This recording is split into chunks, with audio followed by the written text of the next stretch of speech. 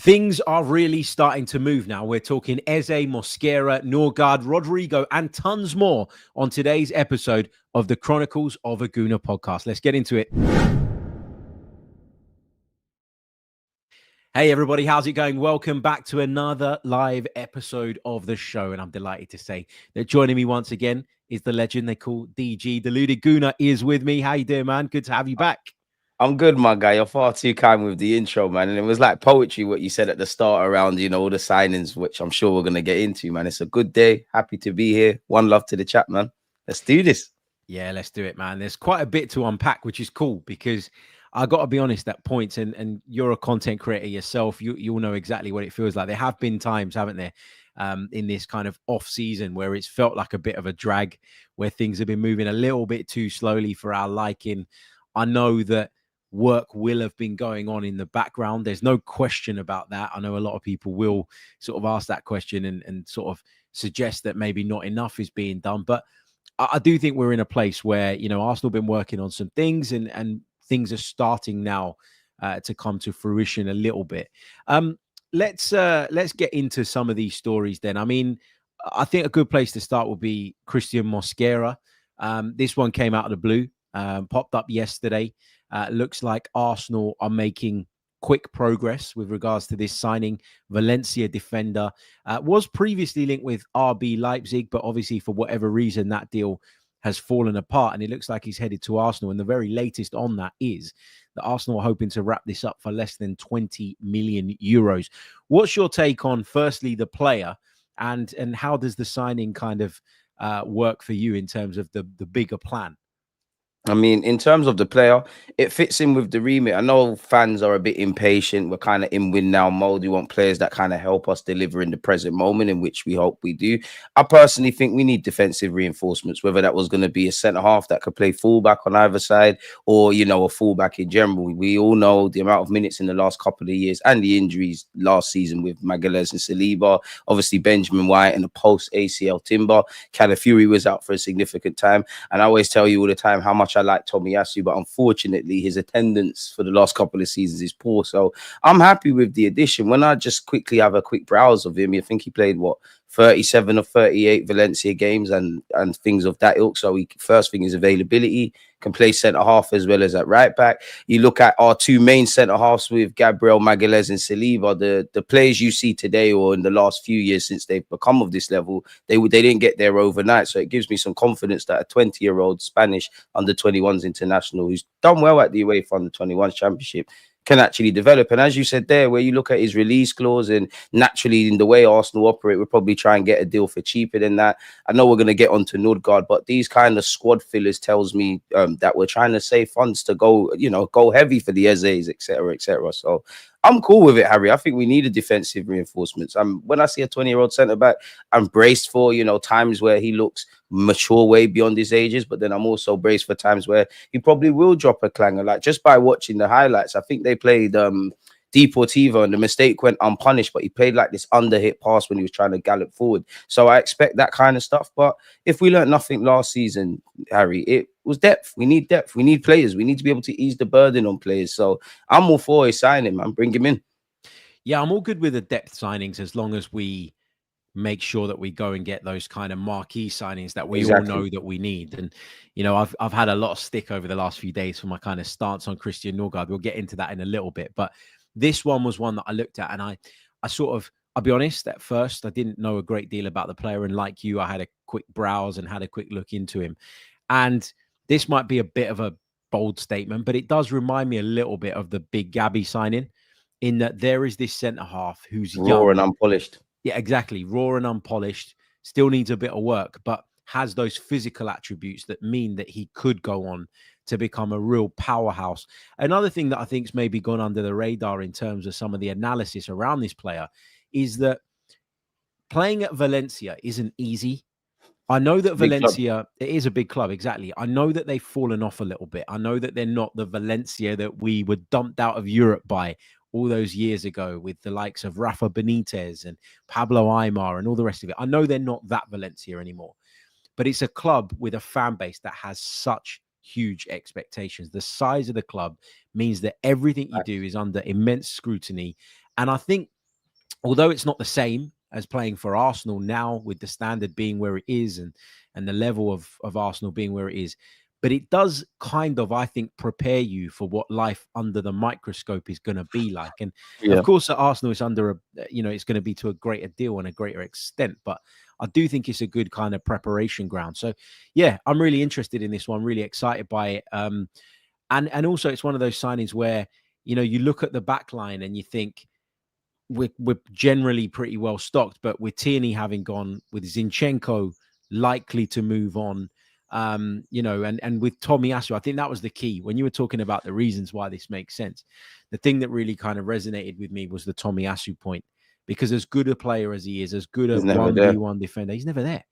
And I think as a football club, at some point, you've got to look at it and go, we can't rely on this guy fitness-wise anymore. The great thing about Tomiyasu is that he could play literally anywhere across the back line and you'd feel comfortable.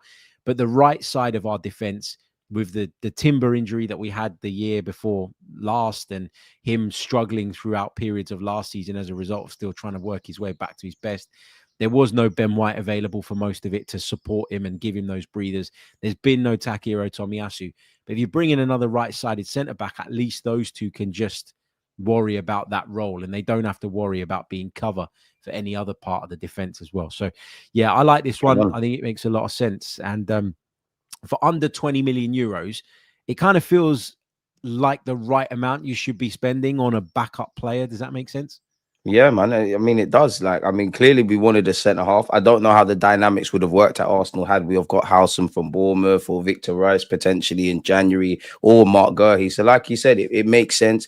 I'm sure he wants to play, and I want him to come in with the mentality, as crazy as it is, that I am better than whoever plays in roles that I can occupy, and things of that ilk. But he's 20 years of age. He probably knows I'm coming into one of the best defenses in Europe against some of the best individuals. So I am going to struggle, but it's all about what you could be tomorrow, isn't it? You can clearly help us in the short and medium term. I'm quite bullish about what he could be if you iron out those rough edges in his game. So yeah, and as you said there, to reiterate, Tomiyasu, we all love him, but you can't bet on him, and we're trying to compete on all fronts. We need players that we can. So I hope I'm wrong and we have a fit Tomiyasu, a fit Ben White, Timber, Mosquera, etc. And there's a lot of competition for places, but we need to be well stocked for next season, Harry, man.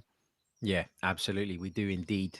We've learnt the hard way, haven't we? That The hard way. we need to have that depth for sure. But it's also about finding that balance between players that you think can develop into really kind of top players, but also that are at a level already to come in and help you. And over the last couple of windows, we've seen signings like Mikel Merino. We look like we're going to get Christian Norgaard in through the door. And these are players that are slightly older, and it felt like we'd sort of not abandoned our transfer principles, but we'd kind of just conceded a little bit on the fact that maybe those players were the right fit. We've done it previously with the likes of Jorginho and Trossard and all the rest of it. But this signing for a 22-year-old, 21, 22-year-old feels right. Feels on brand. Back on track. Yeah, it feels on brand, doesn't it? You've got enough experience for people to be able to get a read for what you're like, but you're not at an age whereby, you're unwilling as a football club to really kind of make that investment in. So exactly. I think this makes a lot of sense. Okay, let's move on. Let's talk Christian Norgaard. Now, I got a hell of a lot of stick on TalkSport the other night for saying I saw the caption. Did you see it? Yeah. I don't think that losing Thomas Partey and bringing Christian Norgaard in makes Arsenal better, was my point. And a lot of people have been making the comparison between Jorginho and Norgaard, and they're going, well, no, hold on. Zubimendi is in for Partey and Norgaard is in for Jorginho. Now, you can frame it that way, but I prefer to frame it in a different way because Jorginho was already gone. So the options, as far as I was concerned, were either you have Martin Zubimendi and you keep Thomas Partey, or you have Martin Zubimendi and you go and sign someone else. And obviously we've gone and signed, by the looks of it, someone else. I said I'm not going to bang on about this over and over and over again anymore on the pod. I've made my point on it. So I'm more interested in your thoughts. I just wanted to give you a bit of context as to where I'm kind of coming from on this. What's your take on the Norgaard signing, and how does the Thomas Partey departure affect us in your view? Thomas Partey departure affects us because I would have loved the best of both worlds, innit? You've got Zubimendi and what he could become. You saw what Partey did last season, especially if Partey could stay fit. I felt that would have been the best option. I feel the second best option, couldn't tell you for a player, is if he was going to bring Zubimendi in and somebody better than Thomas Partey, which obviously didn't happen. I did ask the question to myself, like, even if Partey does want, rightly or wrongly, whether he wants a wage increase or we're going to give him a small uplift or whatever, is the cost of that better than actually, or does that work out cheaper than buying someone for quality, especially where we just spoke about the young Valencia lad, where we're trying to pivot and kind of budget in an appropriate way. I just saw it as a kind of pivot, if I'm honest with you, Harry. I don't think it moves the needle. I think it raises the ceiling. I don't think it makes me go, wow. I just think we've come to a head with Thomas Partey. There's clearly no agreement. We've got Norgaard coming in. He's not going to break the wage budget. He's not going to break the budget in terms of a transfer fee. He is Premier League experienced. He's going to be a squad player. He kind of knows his role. I guess, for me, it's more the experience thing, because you're losing Jorginho, you're obviously losing Partey, you're bringing in a Brentford captain, but I can't say it's inspiring. I'm not going to do that Arsenal thing where we kind of gas it up to a level it's not. It is underwhelming, but I do like the speed in which clearly Partey, we haven't got any agreement over Partey. We've brought someone in, so yeah, I'm not going to hold my breath, but I'll give him a chance. I think he's decent, but yeah, we need some players that really move the needle for us, Harry, man. Yeah, that's right. And I think a part of my reservation around this is because Christian Norgaard is Christian Norgaard, and as good as he's done for Brentford, there is a big step up to come from Brentford to Arsenal, and the responsibility that you're going to shoulder, whether you're a starter or not, is huge. But the other thing is the impact of Partey's departure. That was probably 50% of my frustration around this. It wasn't just about Norgaard. It was that we've lost this player, and you want to know that you're passing the kind of baton over to someone that can really handle it. And I keep making this point about Martin Zubimendi, and again, it doesn't go down well, but I cannot look at Martin Zubimendi and say 100% that from the first day of the Premier League season, he's going to be up to speed and ready to go. Not fitness-wise, I'm not talking about that. Just talking about adaptation.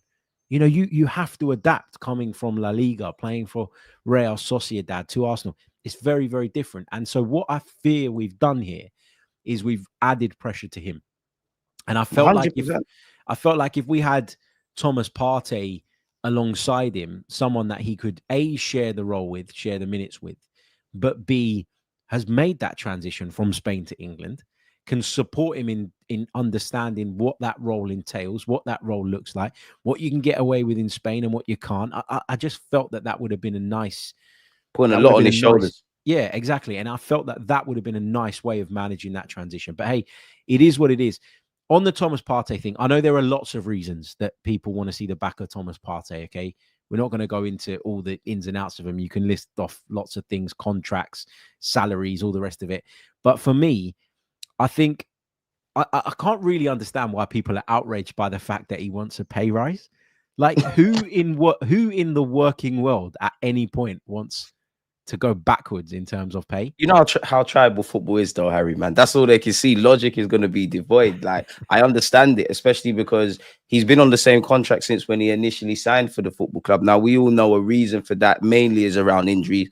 His quality has never been in question. It's all the other baggage. And are we going to see a consistent Partey? I can't begrudge him. A football career is short. You want to feel important, probably from his point of view. If the manager likes me that much, if I'm playing week in, week out, if he persists with me when I've really probably only had 2 seasons of prolonged fitness, I should be within my rights to ask for an increase. Now, obviously, where Arsenal are concerned, they've stuck to their guns. They've obviously offset it and said, you know what, it might be cheaper to get this guy off the wage bill and obviously bring in Norgaard, and kind of piggybanking off what you said about Zubimendi, in which I second. Like, I'm bullish about his signing, but you're asking a lot of him from day one. Norgaard can kind of help him in that kind of regards. Clearly, Bert has said, you know what, past this point, it's not making sense for Partey, and it's a weird one because right now it seems like, and I'm with it. It seems like a no-brainer to give Thomas Partey a new deal because he's shown his fitness and his quality. As you know, in football, next season he could probably revert back to type, and you will know better than me because you do a lot of research around these things. It's felt to me like prior to this summer, Partey's been someone that we obviously internally recognize his quality and things of that ilk, but we've never pushed him out the door, but we've been open to letting him go type of thing if it makes sense. So we probably saved the wages. But as you said at the start, it's all fun and games, you know, doing cut price and all of these things. But we need to bring in certain big money additions, which I'm sure we'll get onto. Does it feel like when you look at the business that we know Arsenal are close to completing? So Kepa Arrizabalaga in for £5 million. I'm absolutely fine with that, by the way. Backup goalkeeper. I don't think you should spend a fortune. I think it's right to look for market opportunities there. That's what we found. Then you think about Mosquera coming in, another addition to the back line, probably going to come in instead of Uriel Hato, another one that has been spoken about, but will cost half the money. So, you know, it feels like we've made a saving there. And then obviously Christian Norgaard being the guy to come in and take up that vacant midfield spot. Does it feel like we are preparing? And I don't want to get people's hopes up, but does it feel like we are preparing for a big spend in the attack? Because ultimately, at the start of the window, that is what people were crying out for more than anything else. Now, I talked about it a few months ago. I talked about the fact that Jorginho and Partey's contracts were running down and that there would need to be some midfield regeneration. Arsenal had obviously seen that well in advance and had gone and got Zubimendi sorted by that point. But where people really want to see the big movement and the needle moving, as you put it, is in that final third. So does it feel like the moves we are making are putting us in a position where there is now no excuse but to go out and spend big on the players that are going to really make the difference for us? Harry, you said it there. There is no excuse. Like that's, I mean, I'm not in the, you know, the transfer room and things of that ilk, but that's what it's telling me. Clearly, Arsenal don't have a bottomless pit of money, and we're gonna have to pivot and be a bit cute and clever. So if we're respectfully to these players cost cutting so that we can go heavy with a striker in the left winger, then that we need to do that. We all know typically, well, the game's changed. I've seen goalkeepers go for big money, but typically strikers, attackers, this is, you know, they win games for you. They score goals and they get bums off seats. They sell shirts. We need to go heavy there, and every penny we save, it should be there. Whether it's Sesko, whether it's Gyökeres, we see anything from 60 all the way up to 100 million. I'm sure we'll get into Rodrygo, but Rodrygo's going to cost a premium. We've been linked with Eze. He's going to cost a lot of money. It's like going shopping. Respectfully to the names we've spoken about already, it's like we've gone Primark, we bought some socks, we bought some boxes. Now we need to go next door to the Gucci store and buy something nice for ourselves, which would be your striker and left winger. So I think that's where everyone's hanging their hat on, man. We need to go and do that. Yeah, for sure. I mean, on the striker situation, it's been quite the ride, hasn't it, already? I mean, we've read so many reports about Sesko. We've read so many reports over the last week or so about Gyökeres, and there's been a feeling that Arsenal were maybe pivoting towards him and that was going to be wrapped up. I'm not normally the guy that tries to be ITK, and I'm certainly not. But from what I've been hearing and from the conversations I've had, it feels to me very much like Benjamin Sesko is still the priority. He's still the one that Arsenal want first and foremost. He's still the one that Arsenal are hoping to get over the line. And Victor Gyökeres is there and he's an option. And I think it's right that you have an alternative in case, you know, you're not able to complete the deal that you want. But it feels to me like Sesko's still the one. Is he the one for you? It's a difficult one, man, because I really, really, really like Sesko. I like him a lot. I like what he could become. I like how high he can jump and how fast he can run. I know obviously fans don't really necessarily care about that. I like his mindset. He reads a lot of self-help books and does yoga and things like that. I like his general play and all the other things and facets away from being a striker that you need to do. So it makes sense. It really does make sense. Where I kind of pivot away from that is because we're kind of in win now mode. Gyökeres at this moment in time would be better for me because he's 27. There's obviously there's potential, but it's not what you could be tomorrow. You're here right now. What we see is what we kind of get. I'm not expecting Gyökeres's volume of goals from Portugal to translate in the Premier League exchange rate, as we kind of said. But Gyökeres is just a bit different. You've had some highs, you've had some lows. You're returning to the shore, being held in higher regards than typically you would have. But the one thing I would say, whether it's Gyökeres with all the goals he's getting in Portugal, whether it's Sesko, who like Zubimendi's been linked with us forever, I feel they're going to need to hit the ground running. Like they are going to need to be given an adaptation period, but fans are impatient. I think we'll go for Sesko and get him, kind of what you're saying. I just feel we've been linked with him too much. We've probably done the legwork. That was one that we was going over. I just personally think Berta's job is, or remits, to get Sesko over the line. If something goes left there, then you bring in Gyökeres. And it's a shame because I do like Gyökeres, and I don't want to draw conclusions from social media, Harry, but it's almost like he's doing everything to get this move to London, and you almost want it to happen because of him. So right now, in this day and age, with win now mode, I'm going with Gyökeres. I think Sesko's a one that I think many, like the masses of Arsenal fans, would have probably been more happy with like 2 or so years ago. But Sesko's the one that I think we bring in if I had to put money on it. You almost want to be flattered a little bit, don't you, as a football club and as football fans as well? Like, you're right to say that, like, Gyökeres, it sounds like he's doing everything he possibly can to make this move happen. His agent seems to be doing a lot as well. Another one. Whereas with Sesko, some of the noises coming out have been a little bit negative, like him supposedly, and let me be clear, we don't know that this is true, but supposedly demanding a release clause be put in his contract, supposedly demanding crazy wages. All of that is, it doesn't exactly show him and his sort of representatives in the best possible light. But I think you've got to take that stuff with a pinch of salt, because ultimately we really don't know the ins and outs of it. A lot of whispers. I think my problem with the whole Sesko thing is that it's not that I don't want him. I would slightly prefer Gyökeres on a personal level, but from a club's perspective, I can understand why Sesko is probably seen as a better and longer term investment. So I get that. There's not much in between them for me. So whichever one we land on, I'll be okay with it. But I think with Sesko, considering these links have been there for such a long time, the fact that there's so little noise around it is really hard to read. Like, there's no updates whatsoever, nothing of substance anyway. So it's kind of like, well, is that a good thing? Is the fact that it's all being kept under wraps Is it a the really calm good before thing? the storm? Is it the calm before the storm? Or is it because there's just no progress on it? I don't know. And listen, I'll be honest, I got in touch yesterday with someone on Benjamin Sesko's team representative and asked the question, but I got no comment. I literally got the answer. Oh, I thought he was going to say he's signing. No. I got the answer back. I got a message back saying we're unable to comment. Now, he didn't exactly shut it down. So for that reason, it feels like, there's still something in that, and maybe it's going to happen. I wish I had one of those massive exclusives, but I was hoping for that. All I got was a kind of, sorry, I'm unable to comment, which is fair enough. I get it, right? But that's an answer in itself, man. Well, there you go. There was a smiley face on the end of the message as well. So who knows? Who knows? Right.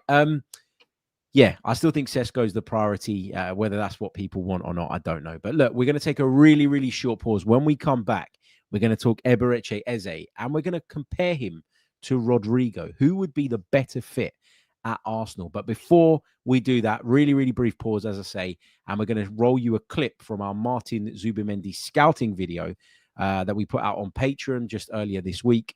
That will give you an idea of what we do over there if you're interested, because we've got 2 more coming up over the course of the weekend. We've got a Christian Norgaard one, and we've got a Mosquera one. So here's a clip from the Martin Zubimendi scouting video that we did. Check it out. He certainly enjoys getting stuck into the challenges, which I didn't think was necessarily a characteristic of Martin Zubimendi's game. Now, I appreciate and accept that in La Liga, it's different. This is him against Manchester United at Old Trafford. Look at that. Again, riding challenges, taking his time and picking out the right pass in the end. That's a lovely win back. Look at that. One sweep out to the left-hand side. He's not just won the ball back there, but he's managed to sweep it out to the left-hand side nice and early. Again, more of these diagonals out to the left-hand side nice and early. Look at that. Takes his time, turns, and then releases just at the right point. Again, taking it in his stride. Brilliantly done. Again, stepping in front of the ball receiver. And that comes from having good anticipation. That was a short clip from our Martin Zubimendi scouting video over on Patreon, which you can check out. The link is in the description below. Okay, let's do the Eberechi Eze stuff. So it was reported yesterday by a number of sources in the end. It originally came, I think, from, was it from Ben Jacobs and Alex Crook? I want to be accurate here. But then obviously a couple of others picked it up afterwards and sort of ran with the story as well. First of all, what's your reaction to these links? I love Eze, you know, I'll be real, Harry. I like Eze, man. I know the first thing I would say is somewhat irrelevant, but he's a former academy guy. Bring him home. We all see he's Premier League proven. He's just won a trophy with Crystal Palace. He's 27 or so, or something of that ilk. He's versatile, whether he's going to play an 8, a 10, or probably off that left-hand side for us. He's got all the characteristics we're lacking. He's a player that's going to get bums off seats, a player that draws attackers to him. I personally feel I'm going a bit left, but I think another key reason beyond the obvious we need to upgrade our front line is because if you've got Saka on the right, someone of equal ability, or someone that's also a good player in their own right, and a striker, they can't double and triple up against all of them. There's not enough players on the pitch, and we all see what happens with Saka. I mean, we need players with stardust. We need players that I think will play better when they're around good players. Respectfully to those at Crystal Palace, he would have that at Arsenal. I am so in front of this Eze thing. I really want Eze. I don't want to skip ahead and talk about Rodrygo, but it does give a lot of food for thought. But if it's up to me, go and get Eze done. Again, we were speaking on rumors. I don't want to, put out misinformation, I guess, but there's also rumors that they want, the release clause in his contract. They're more than happy to pay in installments. So I can't say I would do that for us Crystal Palace, or I believe that. But if that does, it's fuel to the fire. But my thing, Harry, would be, how much do Arsenal like Eze? I'm not saying they don't think he's a good player. How much do they like him? We tried to get Nico Williams. That one's not happening. Rodrygo, you're kind of reliant on a lot of dominoes to kind of fall before we get that. And at what point are you going to say, by all means, go after Rodrygo? But at what point, I don't know, let's say July the 7th, if you haven't been given enough positive signals that Rodrygo is open to this move, when are you going to pivot? So that brings you down to Eze. If you're not able to get Eze, then or Rafa Leao, like some fans would say, do you start to now go for the young kind of inside forwards with scope to get better? I don't know, but bring Eze, Harry, man. Bring him. That's what we need. I really like him. 8 Love goals, 8 assists in 34 Premier League appearances last season. He got another 4 goals in the FA Cup, and we all know how significant some of those goals were in terms of Crystal Palace winning the thing. 2 goals, 2 assists in 4 EFL Cup appearances as well. So he had a really, really productive season. Really did. I think a real good point that you made there is with regards to the release clause. There are some reports claiming that release clause can be paid in 3 installments of 20 million, and that the 8 million pounds is made up of performance related add-ons. So it feels like financially it's the type of deal that Arsenal would probably prefer. It makes sense. It feels very, very Arsenal, doesn't it? But I guess you're right in that if Rodrygo is the number one, how long do you kind of leave this before you make that pivot and that change? And while we're on Rodrygo, he didn't start again for Real Madrid last night in the Club World Cup. And some people would maybe tell you that we're reading into that stuff a little bit too much. Xabi Alonso said the other day that he was left out for technical reasons. I don't know, like, if I'm Rodrygo and I feel underappreciated at Real Madrid, which is how the rumors went a little while ago, you'd have thought that with Carlo Ancelotti going, that would have maybe changed things. And maybe Rodrygo would have been given that kind of opportunity to prove himself again. It doesn't feel like, despite what he's saying, Xabi Alonso really kind of fancies him too much. But he has got to push this. I've been saying this from day one, from the beginning of the kind of links. The thing I've always been consistent on is, if Rodrygo is going to come to Arsenal, Rodrygo has to make it happen. Exactly. Because he has to apply pressure on Real Madrid for them to even come to the negotiating table. And if he does that, then who knows, maybe an agreement can be reached. But I guess the question, DG, is how long do you wait? At what point does it become critical? At what point do you have to just press the eject button on that potential deal and turn your attentions elsewhere? We keep talking about Berta speaking to loads of different people all at once. But, I don't know with Rodrygo. I rated it as a 4 out of 10 in terms of likelihood earlier on in the window. And I haven't really moved on that, I don't think. I think you're right, Harry, man. Like, I mean, if I'm a positive omen, I hope so, because I didn't think we were going to get Declan Rice, Aubameyang, Mesut Ozil, or Alexis. So hopefully my track record works out positively. I think, you know what, it's going to sound mad, and I'm not saying I agree with this, But where you look at the things we've spoken about so far, like defensive reinforcements, especially around pre-season, where you get a chance to learn what Arteta demands, central midfield, which is a key component in the modern day. Clearly, we need a striker. It feels, quote unquote, and don't misquote me, people, and don't shoot the messenger. If one signing was to drag into, the Premier League season until like September, it probably could be the left-hand side, because you still have Trossard and Martinelli. I'm not saying I don't want to upgrade, but that could kind of drag. But as you said there, Harry, man, how long do you keep this up? And when is Rodrygo going to make it abundantly clear? Because it's not like Real Madrid are struggling financially and they want to sell players. I just think Rodrygo just wants a bit of encouragement. I think he's open to leaving. Is Xavi Alonso saying, do you know what? See, I'm going to give you football. Just relax. Just wait. You're going to get your time. It's only the Club World Cup, and he's giving him something in that regard. Is it like the calm before the storm? I don't want to, I'm no ITK, but you would imagine to some degree Arsenal or via middlemen are in some level of negotiations or just being kept, up to date with what's going on with Rodrygo. But as you said there, he's got to make it abundantly clear. Either Xabi Alonso's got to say, you're not going to get the football you think you're going to get at Real Madrid. Real Madrid want to sell you for some financial reasons, or with a heavy heart, Rodrygo wants to leave. And I don't think he's at that moment. I think it has to be made abundantly clear to him, and it'll be an interesting one. For me, I do think isolated to Rodrygo, that is something that could drag until deadline day. For us, for me, probably the first week of preseason, second week of preseason. If there's not enough positive signals around Rodrygo, let's just keep it moving. Whether that is an Eze, whether that is, I think he's not going to sign for us, but Jamie Gittins will be pivot away, because that is something we've done in the past. We've chased one player. It's felt like an improbable task. We haven't got it, and then we're kind of just sat on our hands. So I just think too much dominoes need to fall for Rodrygo. And financially, I'm no accountant, but you're going to have to pay big money. You're going to have to give him big wages. We're already paying out big wages, and certain new deals need to be done. So, yeah, man, probably 2-3 weeks, if that. But that is probably the position we could drag Harry, if I'm honest. I do agree with that. I think that's a really, really good point. If there's one position whereby we're okay for now and we can afford to start the season without getting that kind of player in, it is that left wing. You're right. I agree with you, because there we're upgrading. We're not replacing. We're not trying to fill a hole. We are literally just looking to upgrade. And I mean, as much as people have kind of been big on the left wing stuff this summer, Trossard and Martinelli aren't bad options, are they? Like, I feel like they've got a bit of a rough ride. And in terms of the analysis over the course of the summer so far, it feels like they've been a little bit disrespected from me as well, from everybody. I guess. Guilty as well. Yeah, well, we're all guilty in some way, aren't we? I guess. Look, I can't act older than that, yeah. Especially Trossard, to be fair. The big question then is, if it were down to you, is it Rodrygo or is it Eze? Because reading between the lines, it sounds like you're Rodrygo, but you don't really think that that's likely. But let's say both were possible.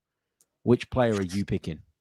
Some questions you shouldn't ask, Harry. In an ideal world, if both are feasible, I'm going to say Rodrygo, man. I know he's not played in the Premier League and it's big money. And to be fair, as much as I like him, I don't know if you're kind of the main man or one of the main men, if you're going to perform to that ilk. But I know it sounds fickle, Harry, but I just want to see us spend money, man. I would love to have that star. I remember how it felt for me when we got Alexis Sanchez, when we got Ozil, to a degree, Aubameyang and Declan Rice. I feel the fans need a bit of that. And obviously, good players can come everywhere. You can find an unknown guy for 5 million that could do the job, or you can find Rodrygo. But if you're feeling like that, and I'm feeling like that, and people in the chat and all around the world that support Arsenal, what about the players? If you're Saka, you see Rodrygo coming in. If you're Lewis Skelly, who had him in his pocket, you're seeing him come in. That's going to lift everyone. And if you bring in Rodrygo and a striker, it's great. And one thing I like about Rodrygo as well, if you look at Real Madrid and you look at Vinicius and all them guys, the one guy that you can't accuse of not having work rate, or in theory perfect for Xabi Alonso's system and indirectly Mikel Arteta,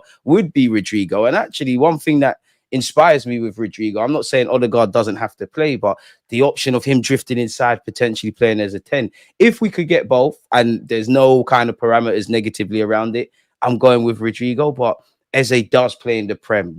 There's a lot of, I do think Rodrygo's better than him, but we kind of know what we're going to get from Eze. We don't know how Rodrygo's going to correlate to the league and things like that. But yes, Rodrygo for me. But I think we should just put our eggs in the Eze basket, man. It's more potent. I think I'd lean towards Rodrygo for a lot of the reasons that you've explained, but also because of the statement that signing Exactly. would kind of make. And I know that maybe, that's the wrong way to look at it and the wrong thing to prioritize. But I just feel like, as you say, fan base needs it a little bit. I think we need to send that message out to everybody else as well. That we are serious and we're here and we're ready and we're going to keep pushing until we get over that line.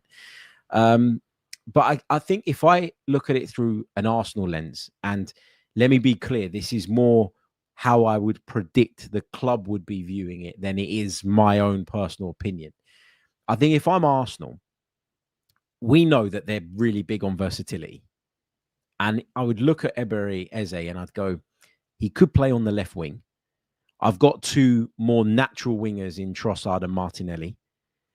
Eze coming in would give me an option on that left-hand side, but a slightly different option to what I already have, which speaks to having that kind of wider weaponry, if you like. But also, Eze can play inside. Eze could play as one of my 8/10s and could easily do that role. If I had to play with a false 9 at some point, Eze would be another option there. If I had to change and tweak the shape of my midfield, Eze could do that as well. And then I factor in the release clause, which means you don't really have to negotiate too much. You know what the deal is. It's not like Rodrygo, where Real Madrid could, I'm sure he has got a release clause because La Liga players do, but it's probably astronomical. So you have to overcome that negotiation and get through that. You don't with Eze. You know what you got to pay. Eze isn't going to demand anywhere like the money that Rodrygo is going to demand. Yeah.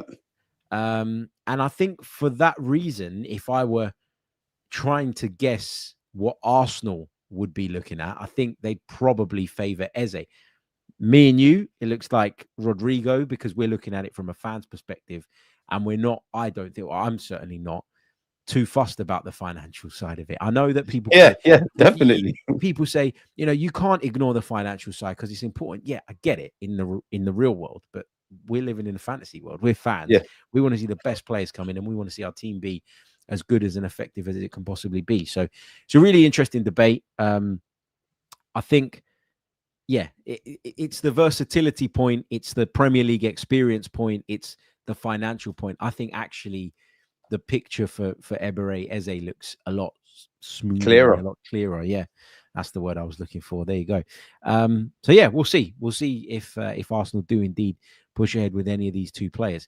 Look, we're going to take some of your questions from the live chat now to round off the show. Get your questions in via the live chat for the final part. Start them with a Q so that they're easier for us to pick out from the live chat, because the chat is popping off and I want to make sure smash the likes, folks. We can find the questions. Exactly. Smash the likes, because considering there's over 700 of you with us live right now, we've only got 100 likes on the board, which is nowhere near good enough. Come on. There's no reason why we shouldn't have at least, 300 by the time we end the live stream. It's Friday, folks. Come on. Exactly. There's a lot of Eze or Rodrygo questions. We've done that, so we'll leave that for now. Rodrygo, just to humor them. There you go. Saga says, why are Arsenal not testing Villa's financial issues with bids for some of their stars? Now, if I remember correctly, the last time we did this together, we talked about Morgan Rogers, didn't we? Yeah. And you were quite big on the idea of Arsenal potentially moving for Morgan Rogers. Are you surprised that a lot more clubs aren't trying to raid Aston Villa at the minute? Yes and no. Yes, because if they, at face value, if there is PSR or financial issues, naturally Morgan Rogers is a player everybody would love. Where I'm pessimistic is I feel, just as a journalist, I feel every year I see Aston Villa and Newcastle in the summer, they have to sell players because of PSR. And if I'm Aston Villa, there's probably a lot of players, maybe not bringing the same transfer fee, but there's probably a lot of players that I would sell before I'm going to sell Morgan Rogers, assuming Morgan Rogers wants to leave. But at face value, if the rumors are true and there is an opportunity to be had, I would want Rogers. I just feel Rogers kind of makes, in terms of quality, it makes sense. But in terms of what we've been speaking about this whole live stream, you can't really see what piece to the puzzle he fills. Quality players could always be brought in, but Rodrygo, you can see left wing, maybe 10. And Harry eloquently put it earlier about all the roles Eze could play. So, yeah, I'd love Rogers. I'd love us to go and try if that is a thing. But it just feels like that's a rumor I see every year, if I'm honest. And I'll no doubt see it next year. Yeah, for sure. A few shout outs to people in the live chat. Hand of Arsenal says Arsenal community with a love. Great to see so many of you in the live chat. Okay, let's pick out a few more questions. Jasper says, if we have no forwards, none of this means anything. We're 10 million away from the Sesko Gyökeres valuations. If we miss out and Havertz does his hamstring again in pre-season, the prices will go up. I feel like that is the most, with all due respect, Jasper, pessimistic way of looking at the remainder of the window. We are going to get forwards in. I'm certain of that. It sounds like when it comes to Sesko specifically, I don't know if you agree with this, DG, but it sounds like RB Leipzig are going to eventually get to the point where they go, we wanted X amount. We're not going to get X amount. The player wants to leave. We need the money. We're not in the Champions League. We're going to have to come down. And this is where, you know, people getting sort of anxious and frustrated and sort of being desperate for these signings to go through has not made a great deal of sense to me, because the 7th of July is, from what I understand, when pre-season is going to begin, 6th or 7th of July, right? If you sign that player now or in a week's time, what difference does it make? They're on holiday. They're not going to join up with you anyway. Surely you would use that time, would you not, to try and negotiate the best possible deal for your club? Yeah, but Harry, man, football fans were frustrated. They just want players in. They don't care about all of that. I'm sure many fans will see what Harry said there is sense, but they're frustrated. They want a forward in, and I understand it. Kind of what Harry's alluding to, and I think many fans are saying, as long as they're in to go to Hong Kong or Singapore, wherever we're going, nobody really cares. Negotiate as much as you can. At some point, Leipzig are going to have to bite the bullet. Now, this is where the beautiful thing about rumours are concerned, because I remember initially when the window kind of kicked off, a lot of journalists were saying Leipzig want a quick resolution. They want to get the money and do what they're doing because they didn't get in the Champions League and all that kind of stuff. Now it feels like a game of chicken. We're seeing several rumors, you know. I wouldn't say an assassination of Sesko's character, but kind of in terms of release clauses and money and things like that. And we've seen his agent speak. If we're 10 million away, at some point it's business. Leipzig are going to have to bend their demands, or we're going to have to bite the bullets. But clearly there's an evident area of, we think we can get a deal here. And one thing I like is Berta. We've got an ability to pivot. With the greatest of respect to Edu, people like Sesko will chase you all summer. If it works, great. If it doesn't, then we tried. We might go and get a stopgap signing. And I hear what he's saying about injuries and things like that, but I do think we'll get a striker. We just need to negotiate. At some point, Leipzig are going to have to bite the bullet and say, okay, the quicker we get the money in, the quicker we can reinvest and go elsewhere. Because at the end of the day, yeah, not everyone can buy everyone. Sporting with Gyökeres the same, but Sesko's club Leipzig, they can play as hardball as much as they want. What if Arsenal and everybody else goes to alternative targets? You're stuck with an asset which I'm sure you want because you're trying to rebuild, but you can't get any money, so it's not making sense. I think we'll get over the line. I would prefer Gyökeres once again. I think Sesko will be at the carpet, and I don't think there's anything to worry about, if I'm honest. But what do I know? Yeah, I agree with you. I think look. I've said it a few times in recent streams, right? I've said that I get why people are frustrated and anxious. I don't get why people are going that far, with all due respect, Jasper, to the point where they're cooking up all these worst possible scenarios that could occur and allowing that to kind of eat them up. I'm not going that far, but I understand why people are frustrated, because for such a long time we've heard that this is the summer for a striker, this is the summer for forward reinforcement. And you get into the summer and you expect the club to be ready to execute on those deals. And every day a new signing. Exactly. And that has not been the case just yet. However, the fact that we've gone out and we've done the Kepa thing, we've wrapped up the Zubimendi thing, we've got Norgaard pretty much over the line. It looks like we're close to bringing Mosquera in as well. It does show you that something's going on in terms of work. So there's a plan. There's a plan. There is a plan. It might not be the plan that everybody agrees with. I mean, I don't agree with some of what we've done so far.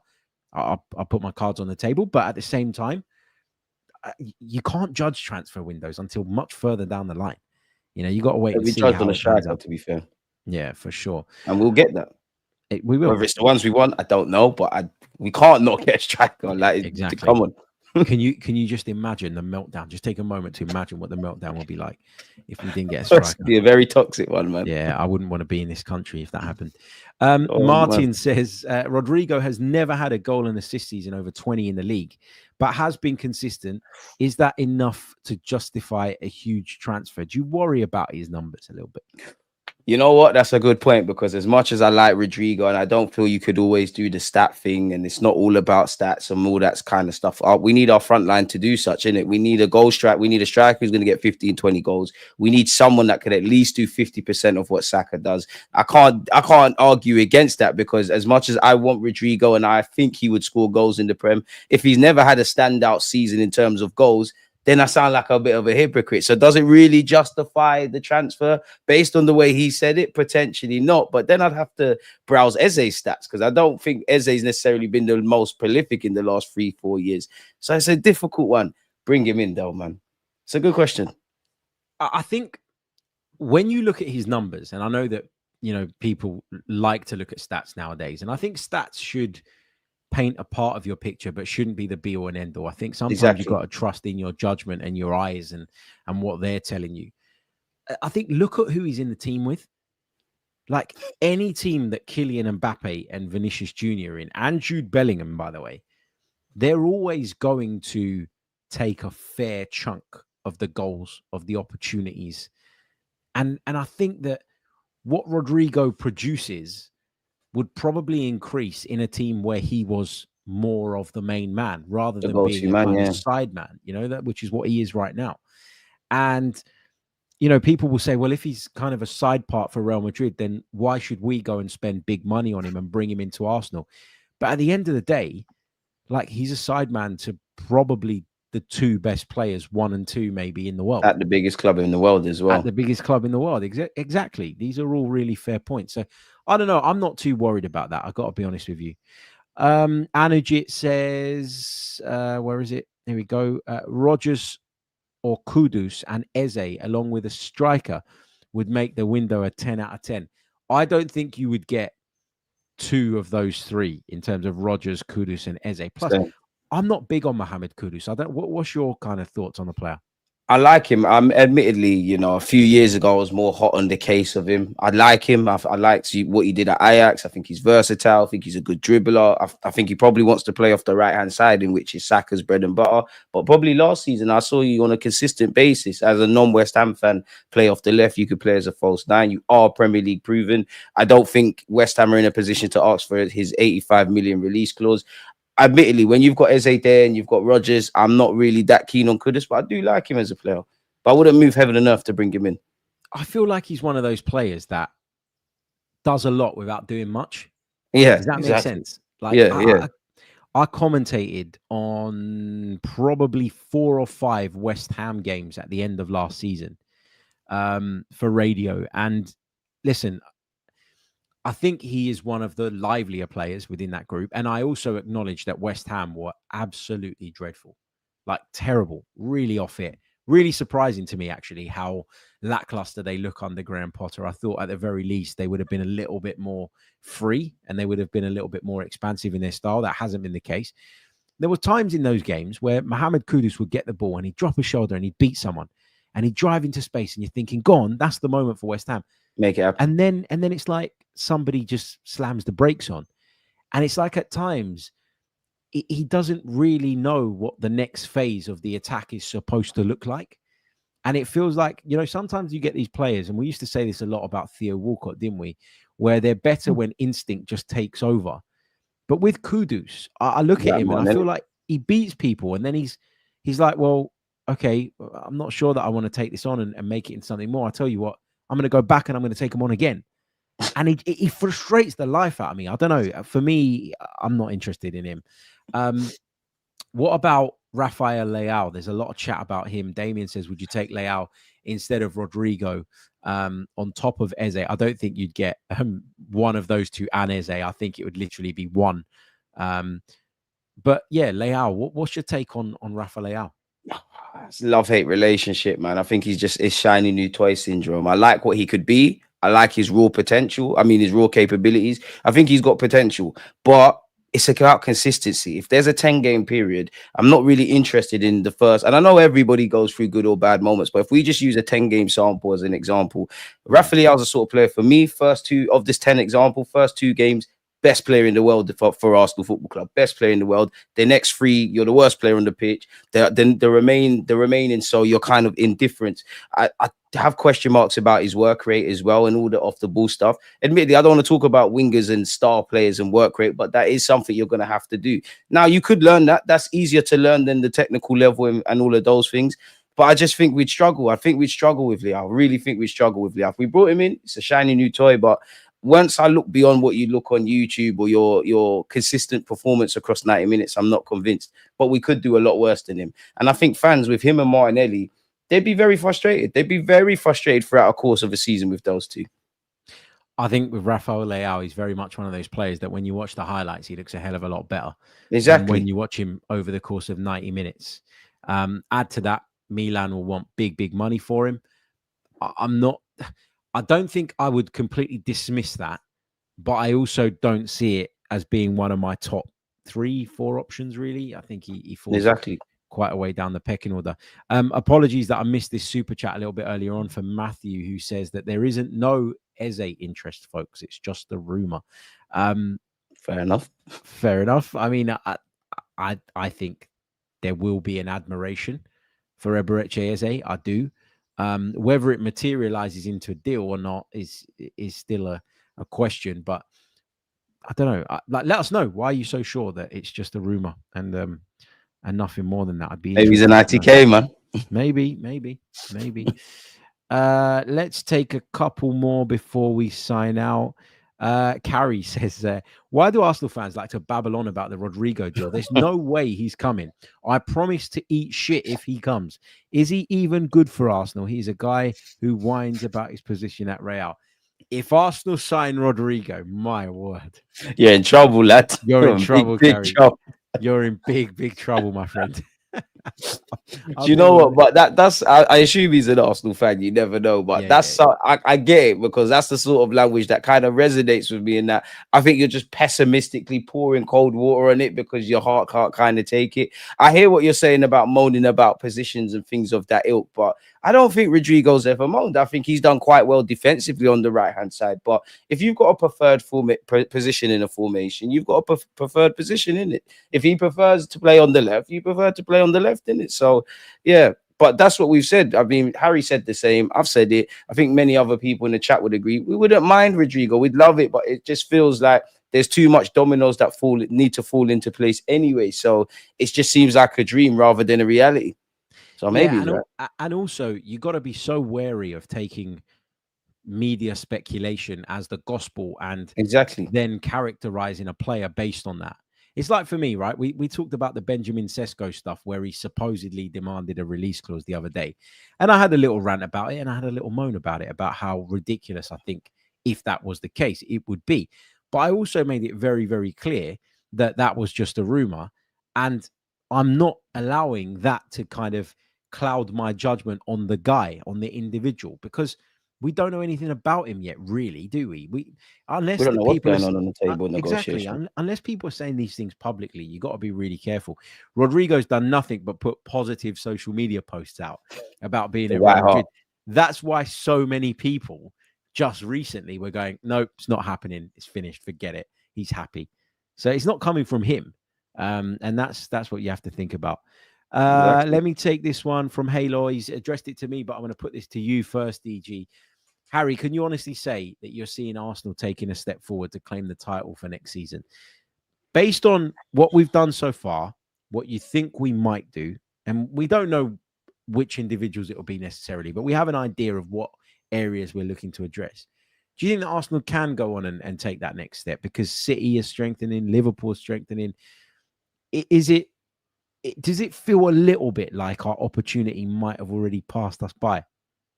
I mean, Harry, that's something I said last week. It's like, when it's all said and done, I do feel like the last 3 years, especially the last 2 prior to the season that's just gone, we've missed some golden opportunities. Like, we don't know if Liverpool are going to, start a period of dominance or fall off a cliff. But one thing's for certain is, as soon as Klopp left, Slot came in, they ran with it. They won a title. So that is a fear for me. At this moment in time, I don't think we're necessarily making a step forward to winning a Premier League trophy. Do I think we're adding depth and having a more competent squad so that we don't have the injury crisis of last season?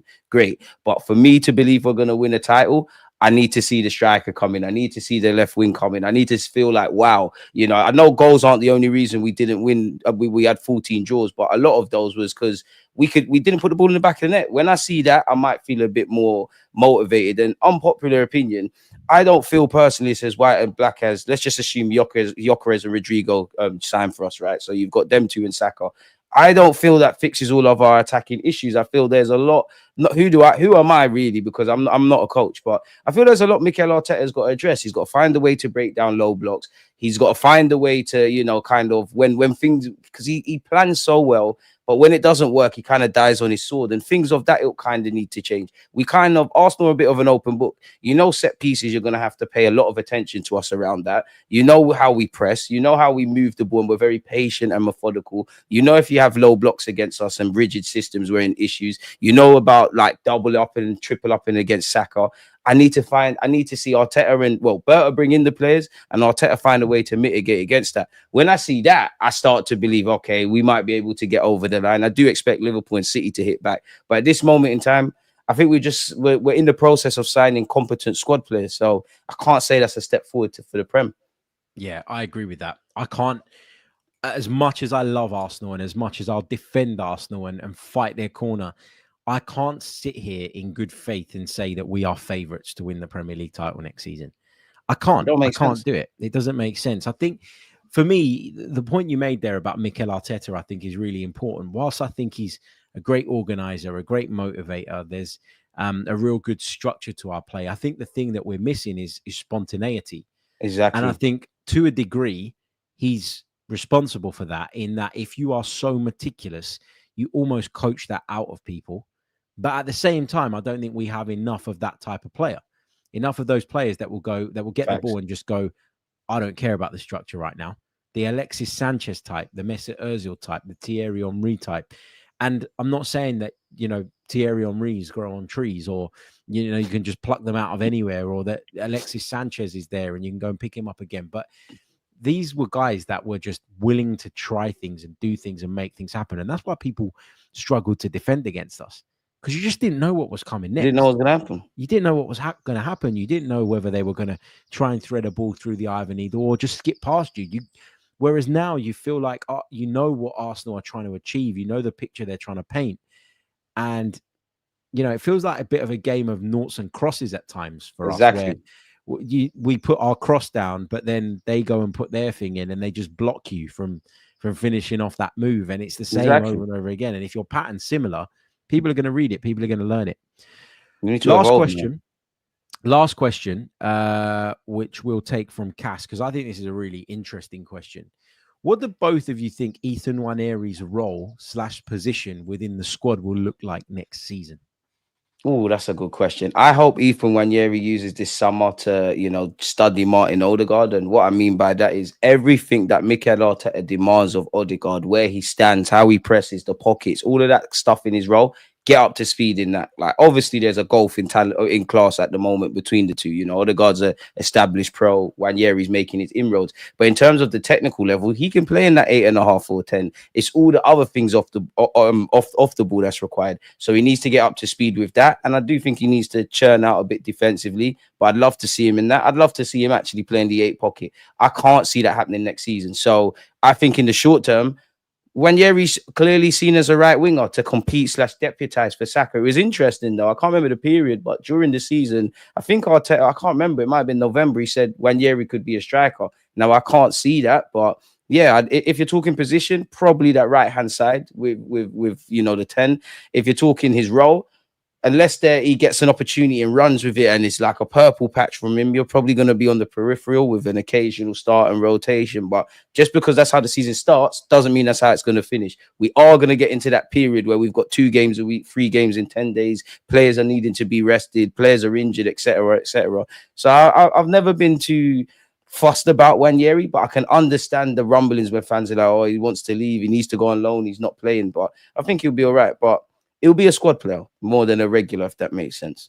Yeah, for sure. And I think the problem with the Nwaneri situation is that he kind of burst onto the scene, partly because we had loads of injuries and all the rest of it, and got lots of games and did really well. Did very well. And then it's almost, not just as a fan base, but as a player, having to manage that initial high and then the come down. Back to And reality. yeah, and it's not that you've regressed, it's that the circumstances around you have changed. And now you need to play a slightly different role in the group. But when you get to that point where you are one of the main men, one of the main attackers anyway, when he was playing on that right-hand side, he really was that.